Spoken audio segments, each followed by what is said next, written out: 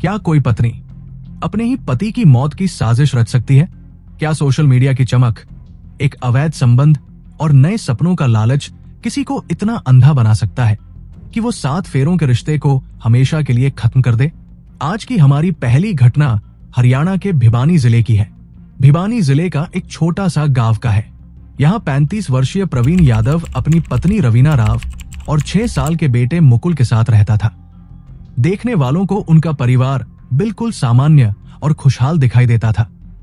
प्रवीण और रवीना की शादी परिवार की पसंद से नहीं, बल्कि दोनों की अपनी पसंद से हुई थी।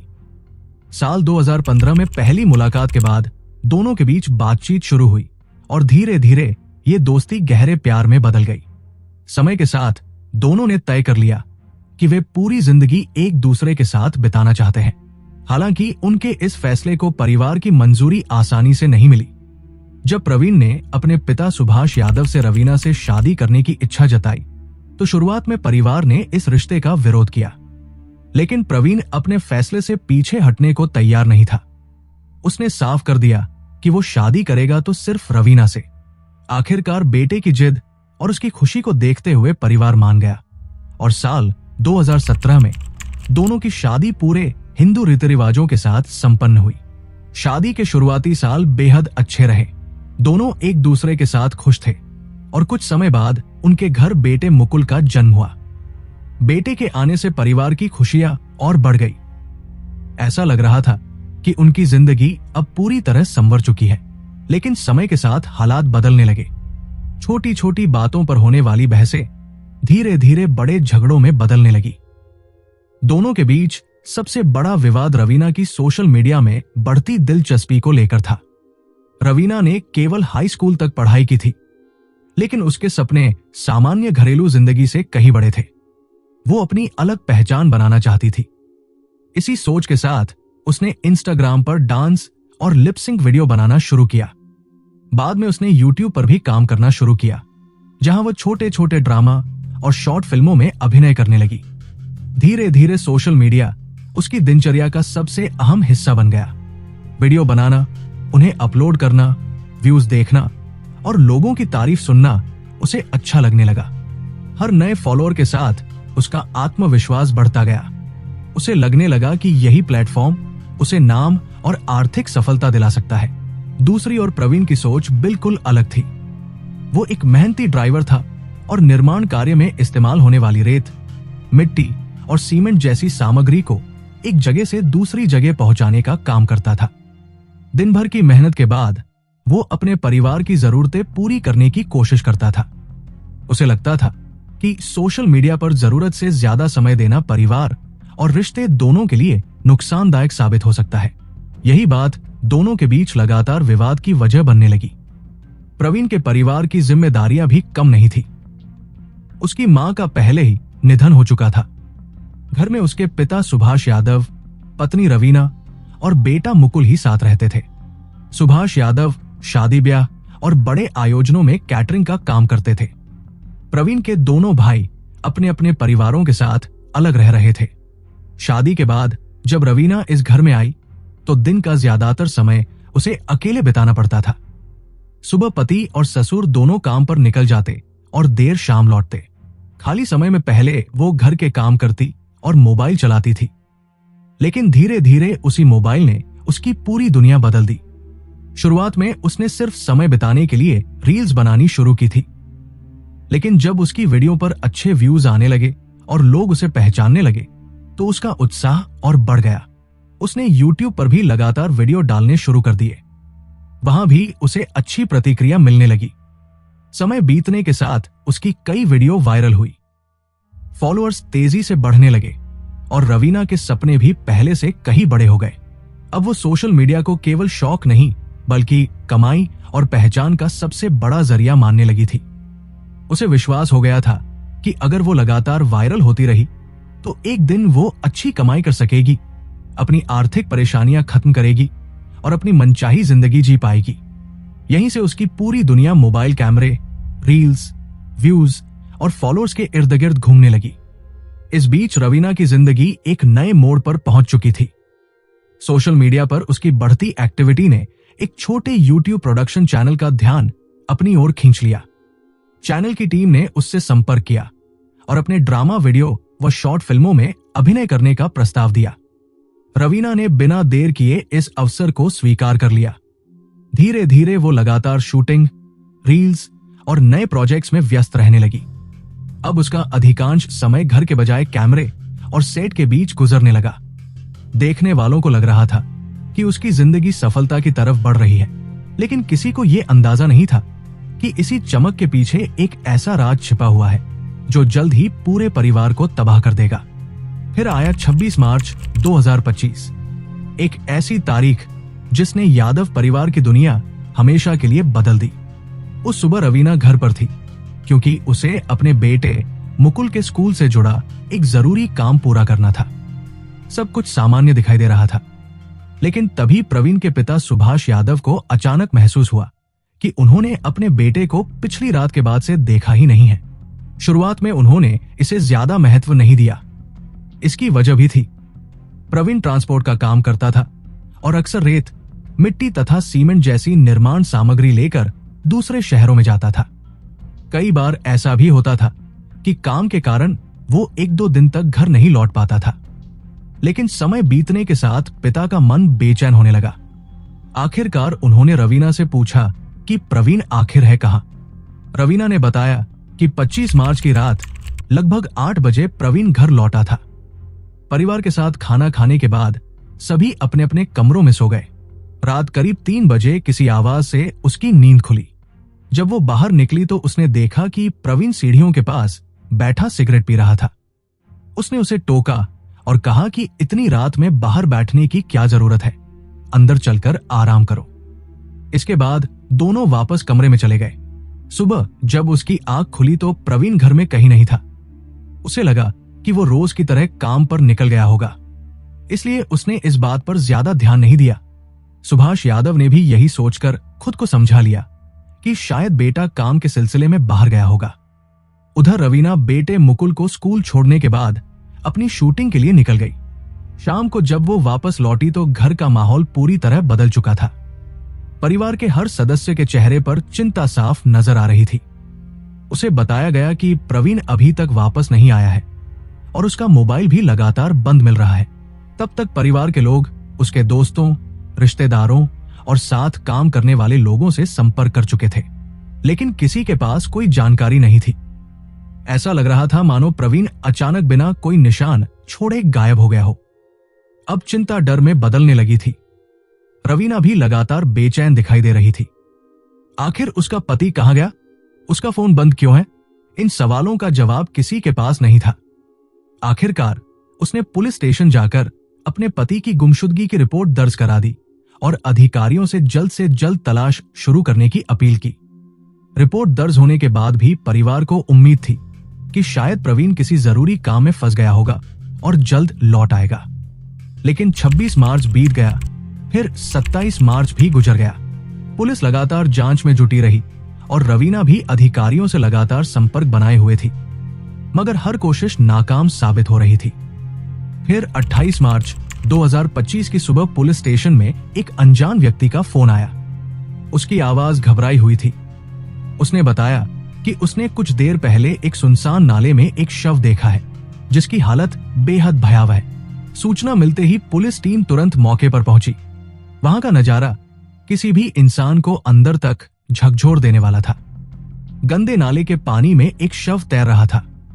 कई घंटों तक पानी में पड़े रहने की वजह से शरीर पूरी तरह फूल चुका था और चेहरा इतना बिगड़ गया था कि पहचान करना लगभग असंभव लग रहा था। पुलिस ने तुरंत इलाके को घेर लिया और फॉरेंसिक टीम को जांच के लिए बुलाया गया। शुरुआती जांच में इतना जरूर पता चला कि मृतक की उम्र करीब 30 से 35 वर्ष के बीच रही होगी, लेकिन उसकी पहचान अभी भी एक बड़ी चुनौती बनी हुई थी। इसी दौरान जांच कर रही फॉरेंसिक टीम की नजर शव के हाथ पर बने एक टैटू पर पड़ी। उस समय किसी ने नहीं सोचा था कि यही छोटा सा टैटू आगे चलकर इस पूरे मर्डर मिस्ट्री की सबसे अहम कड़ी साबित होगा। इसके बाद पुलिस ने शव को पोस्टमार्टम के लिए अस्पताल भिजवा दिया।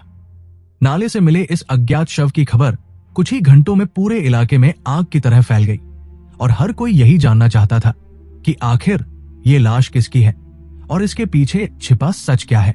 29 मार्च 2025 की सुबह प्रवीण यादव के पिता सुभाष यादव रोज की तरह अखबार पढ़ रहे थे।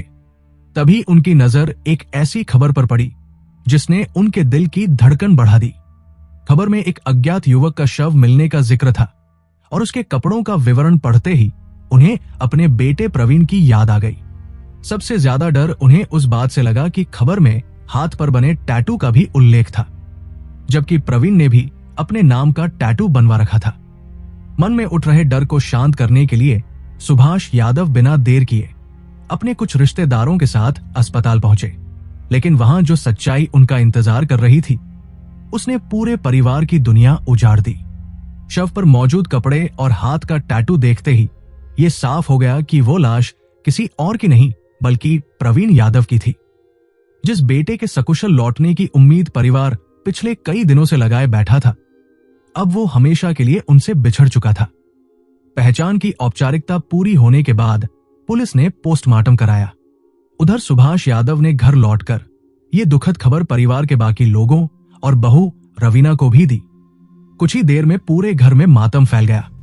हर कोई सदमे में था, लेकिन पोस्टमार्टम रिपोर्ट ने मामले को और उलझा दिया। रिपोर्ट में मौत की कोई स्पष्ट वजह सामने नहीं आई थी। पुलिस इस निष्कर्ष पर नहीं पहुंच पा रही थी कि यह दुर्घटना थी, आत्महत्या थी या फिर किसी सुनियोजित हत्या का परिणाम। घर का माहौल पूरी तरह गम में डूबा हुआ था। 6 साल का मुकुल अब अपने पिता का साया हमेशा के लिए खो चुका था। दूसरी ओर रवीना भी बेटे को सीने से लगाकर फूट फूट कर रोती दिखाई दे रही थी। बाहर से देखने वालों को लग रहा था कि वो पति की मौत से पूरी तरह टूट चुकी है और अब उसे अपने बेटे के भविष्य की चिंता सता रही है। लेकिन परिवार के सभी लोग इस दृश्य से संतुष्ट नहीं थे। प्रवीण के छोटे भाई और उसके चचेरे भाई को शुरुआत से ही कुछ बातें खटक रही थी। उन्हें विश्वास नहीं हो रहा था कि प्रवीण बिना किसी वजह के अचानक घर छोड़कर चला जाएगा। वो शराब जरूर पीता था, लेकिन इतनी नहीं कि अपना होश ही खो बैठे। यही सोचकर उन्होंने खुद अपने स्तर पर जांच शुरू करने का फैसला किया। उन्होंने सबसे पहले घर और आसपास लगे सभी सीसीटीवी कैमरों की रिकॉर्डिंग इकट्ठा की। 25 मार्च की शाम से लेकर 26 मार्च की सुबह तक की फुटेज को कई बार ध्यान से देखा गया। रिकॉर्डिंग में साफ दिखाई दिया कि 25 मार्च की रात करीब 8:30 बजे प्रवीण काम से घर लौटा और उसके बाद सीधे अंदर चला गया। इसके बाद जब रात 3 बजे के बाद की रिकॉर्डिंग देखी गई तो एक चौंकाने वाला सच सामने आया। किसी भी कैमरे में प्रवीण घर से बाहर निकलता हुआ दिखाई नहीं दिया। इसका मतलब साफ था कि रवीना द्वारा सुनाई गई वो कहानी जिसमें उसने कहा था कि प्रवीण रात में सीढ़ियों के पास बैठकर सिगरेट पी रहा था और फिर कहीं चला गया, सच नहीं थी। अब परिवार का शक और मजबूत हो गया। उन्होंने रात 3 बजे से पहले की रिकॉर्डिंग को फ्रेम दर फ्रेम देखना शुरू किया। तभी उन्हें एक और संदिग्ध घटना दिखाई दी। 25 मार्च की रात लगभग 11 बजे एक बाइक घर के सामने आकर रुकी। बाइक सवार हेलमेट लगाए हुए था और कुछ देर तक घर के आसपास चक्कर लगाता रहा, जैसे किसी मौके का इंतजार कर रहा हो।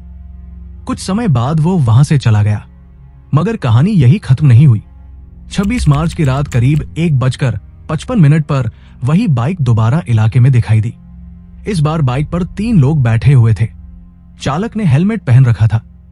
पीछे बैठी महिला ने अपना चेहरा कपड़े से ढका हुआ था और बीच में बैठा व्यक्ति पूरी तरह झुका हुआ नजर आ रहा था। कैमरे की गुणवत्ता अच्छी न होने की वजह से किसी की पहचान नहीं हो सकी, लेकिन यह दृश्य पूरे मामले को और भी ज्यादा संदिग्ध बना रहा था। 11 अप्रैल को प्रवीण के परिजन यही सीसीटीवी फुटेज लेकर पुलिस के पास पहुंचे।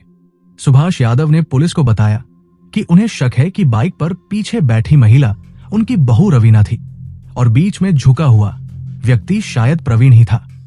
ये जानकारी मिलते ही पुलिस ने जांच की दिशा बदल दी और रवीना को मुख्य संदिग्ध मानते हुए उसके खिलाफ सबूत जुटाने शुरू कर दिए। जांच के दौरान पुलिस ने रवीना की कॉल डिटेल और मोबाइल लोकेशन की पड़ताल की। सामने आए तकनीकी साक्ष्यों ने उसके खिलाफ शक को और मजबूत कर दिया। इसके बाद उसे पूछताछ के लिए थाने बुलाया गया। शुरुआत में उसने खुद को निर्दोष बताया, लेकिन जब पुलिस ने एक एक सबूत उसके सामने रखा तो आखिरकार वो टूट गई और उसने स्वीकार कर लिया कि प्रवीण की हत्या उसकी जानकारी और साजिश के तहत हुई थी। पूछताछ में रवीना ने सुरेश नाम के एक युवक का भी जिक्र किया, जिससे वो रोज घंटों फोन पर बात करती थी। पुलिस ने तुरंत सुरेश को हिरासत में लेकर पूछताछ शुरू की। दोनों को समझ आ गया था कि अब सच्चाई ज्यादा देर तक छिप नहीं सकती, इसलिए उन्होंने धीरे धीरे पूरी कहानी पुलिस के सामने रख दी। जांच में पता चला कि रवीना और सुरेश की पहचान सोशल मीडिया के जरिए हुई थी। रवीना की इंस्टाग्राम वीडियो वायरल होने लगी थी और उसे लगने लगा था कि इंटरनेट की दुनिया में वो नाम और पैसा दोनों कमा सकती है, लेकिन उसे सोशल मीडिया की तकनीकी जानकारी नहीं थी। ऐसे में वह किसी ऐसे व्यक्ति की तलाश में थी जो उसे इस क्षेत्र में आगे बढ़ने में मदद कर सके। इसी दौरान उसकी मुलाकात सुरेश से हुई। वो उसके ससुराल के इलाके में ही रहता था और सोशल मीडिया पर एक जाना पहचाना कंटेंट क्रिएटर माना जाता था। रवीना ने पहली बार उसके बारे में यूट्यूब पर वीडियो देखते समय जाना था। सुरेश की वीडियो पर लाखों व्यूज आते थे। सोशल मीडिया की दुनिया में तेजी से पहचान बना चुके सुरेश के हजारों फॉलोअर्स थे। उसकी वीडियो लगातार वायरल होती थी और यही वजह थी कि आसपास के कई नए क्रिएटर्स उसे अपना आदर्श मानते थे। इन्हीं लोगों में एक नाम रवीना का भी था। उसने खुद सुरेश से संपर्क किया और कंटेंट क्रिएशन से जुड़ी बातें सीखने लगी। शुरुआत सिर्फ वीडियो बनाने और यूट्यूब की जानकारी तक सीमित थी, लेकिन समय के साथ दोनों के बीच बातचीत बढ़ती चली गई। सुरेश अक्सर रवीना की तारीफ करता और उसे समझाता कि उसमें अच्छा कंटेंट क्रिएटर बनने की पूरी क्षमता है। उसने ये भरोसा भी दिलाया कि अगर दोनों साथ काम करेंगे तो अपने बड़े चैनल के जरिए वो उसकी वीडियो को प्रमोट करेगा, जिससे उसका चैनल तेजी से आगे बढ़ सकता है। रवीना को यह प्रस्ताव पसंद आया और उसने उसके साथ नियमित रूप से काम शुरू कर दिया। शूटिंग, एडिटिंग और कंटेंट के बहाने दोनों एक दूसरे के काफी करीब आ गए। उधर रवीना का पति प्रवीण ये सब देखकर खुश नहीं था। जब उसने अपनी पत्नी को सोशल मीडिया पर डांस और वीडियो बनाते देखा तो उसे ये सब बिल्कुल पसंद नहीं आया। हालात तब और खराब हो गए जब उसके दोस्त भी इस बात को लेकर ताने देने लगे। आखिरकार प्रवीण ने रवीना से साफ कह दिया कि वो ये सब बंद कर दे, लेकिन तब तक बहुत देर हो चुकी थी। रवीना अब उसकी बातों को नजरअंदाज करने लगी थी, क्योंकि उसकी जिंदगी में सुरेश एक ऐसे व्यक्ति के रूप में आ चुका था जो हर समय उसकी तारीफ करता, उसका साथ देता और उसके सपनों को हवा देता था। धीरे धीरे पति पत्नी के रिश्ते में दूरी बढ़ने लगी। प्रवीण को महसूस होने लगा कि उसकी पत्नी के मन में अब उसके लिए पहले जैसा अपनापन नहीं बचा है। ये एहसास उसे अंदर ही अंदर तोड़ने लगा और तनाव से बचने के लिए उसने शराब का सहारा लेना शुरू कर दिया। देखते ही देखते शराब उसकी आदत बन गई। इसी बीच रवीना और सुरेश का रिश्ता दोस्ती से आगे बढ़ चुका था। जब भी प्रवीण काम के सिलसिले में घर से बाहर रहता, रवीना चोरी छिपे सुरेश को घर बुला लेती। दोनों घंटों साथ रहते और उनके बीच शारीरिक संबंध भी स्थापित हो गए। इस तरह ये अवैध संबंध लंबे समय तक चलता रहा, जबकि प्रवीण को इसकी पूरी सच्चाई का अंदाजा नहीं था। फिर आया 25 मार्च 2025, एक ऐसा दिन जिसने इस पूरे मामले की दिशा हमेशा के लिए बदल दी। उस सुबह प्रवीण रोज की तरह काम पर चला गया। उसके जाते ही रवीना ने सुरेश को घर बुला लिया। दोनों घर के अंदर अकेले थे और उनके बीच शारीरिक संबंध बने, लेकिन किस्मत को कुछ और ही मंजूर था। किसी कारणवश प्रवीण तय समय से पहले ही वापस लौट आया। उसने दरवाजा खटखटाया तो अंदर मौजूद दोनों घबरा गए। कुछ देर बाद रवीना ने दरवाजा खोला। जैसे ही प्रवीण की नजर घर के अंदर खड़े सुरेश पर पड़ी, उसका गुस्सा 7वें आसमान पर पहुंच गया। उसने बिना देर किए सुरेश पर हमला कर दिया और दोनों के बीच हाथापाई शुरू हो गई। रवीना बीच बचाव का दिखावा करती रही, लेकिन जब उसे लगा कि सुरेश खुद को बचा नहीं पाएगा तो वो तुरंत दूसरे कमरे में गई और एक दुपट्टा लेकर आई। उसने पीछे से आकर वही दुपट्टा प्रवीण के गले में कस दिया। अचानक हुए इस हमले से प्रवीण संभल नहीं पाया। उसी दौरान सुरेश ने उसके दोनों हाथ पकड़ लिए। दोनों ने मिलकर उसका गला दबाए रखा और कुछ ही मिनटों में प्रवीण ने दम तोड़ दिया। हत्या के बाद दोनों बुरी तरह घबरा गए। कुछ मीडिया रिपोर्टों में यह भी दावा किया गया कि वारदात के बाद दोनों ने शव के सामने आपत्तिजनक हरकतें की थी। हालांकि इस दावे की आधिकारिक पुष्टि कभी नहीं हुई। अब सबसे बड़ी चुनौती थी इस हत्या को छिपाने की। काफी सोच विचार के बाद दोनों ने फैसला किया कि शव को घर के पास मौजूद गंदे नाले में फेंक दिया जाएगा ताकि किसी को उन पर शक न हो। लेकिन दिन का उजाला होने की वजह से उन्होंने उसी समय ऐसा करना उचित नहीं समझा। सुरेश वहां से चला गया और दोनों ने रात होने का इंतजार किया। 26 मार्च की रात करीब 1:30 बजे सुरेश दोबारा रवीना के घर पहुंचा। दोनों ने पहली मंजिल से प्रवीण के शव को नीचे उतारा, उसे बाइक पर रखा और सुनसान रास्ते से नाले तक ले गए। वहां उन्होंने शव को पानी में फेंक दिया। इतना ही नहीं, शव जल्दी बाहर न आए इसलिए सुरेश ने उसके साथ एक भारी पत्थर भी बांध दिया। इसके बाद दोनों वापस घर लौट आए और ऐसे व्यवहार करने लगे मानो कुछ हुआ ही न हो। जब पुलिस जांच के दौरान पूरी सच्चाई सामने आई तो पूरा गांव स्तब्ध रह गया। किसी को विश्वास नहीं हो रहा था कि एक पत्नी अपने प्रेमी के साथ मिलकर अपने ही पति की हत्या कर सकती है।